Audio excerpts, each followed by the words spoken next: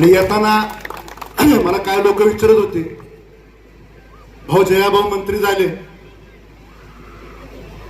ताई पण भविष्यात उपनगराधीश होतील, पण भाऊ आपलं काय, आपण कधी आमदार होणार आहे? अरे मी म्हणलं वाढदिवसाला आलो वैभव महाराजांचं, माझं कुठं काय विचारायला लागलं? पण मी परत एकदा सांगतो, जबाबदारीने सांगतो, पंचायत समिती, जिल्हा परिषद, नगरपालिका, नगरपंचायत ह्याच्या निवडणुका सप्टेंबर मध्ये होणार आहेत. त्या निवडणुका झाल्यानंतर, निवडणुकीचा निकाल लागल्यानंतर, त्याच्या याद्या तयार झाल्यानंतर, त्याच्यानंतर 1 महिन्यात इलेक्शन लागणार आहे स्थानिक स्वराज्य संस्थेचं, आणि त्या शेखर गोरे तुमच्या आशीर्वादानं 100% आमदार होतात.